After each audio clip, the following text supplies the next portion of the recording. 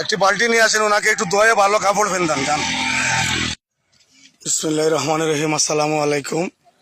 সম্মানিত ভিউয়ার্স, আমরা দেখতে পাচ্ছি দক্ষিণ সুরমা উপজেলার রাস্তা হইতে একটি ভিতরে একটি মাটি ভরাট একটি জমিনের ভিতরে একজন মহিলা পাগল বোধ হয়, আজকে 2-3 দিন যাবৎ মনে হয় ওই জায়গা থেকে পড়ে আসেন ফেকের মধ্যে। ওখানে বসাও, ওখানে বসাও। ফেকের মধ্যে বসে আছেন। আমাদের এলাকার আমাদের কিছু বাতি যারা ওখানে মাছ মারাতে আইসা পাইছে, ওখানে উনি খোল্লা মাটির সাথে গাড়া হয়েছে ওই লোকটা।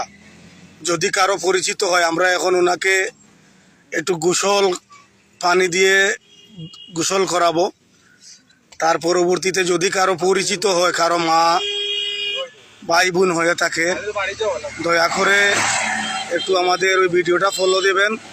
উনি আসলে ওখানে ওই দেখেন, ওই যে রাস্তা গেছে ওই ভিতরে একটা বাউন্ডারি করা ওয়াল আছে ফেকের মধ্যে, সেখানে থেকে তারা মাছ মারতে এসে ওনাকে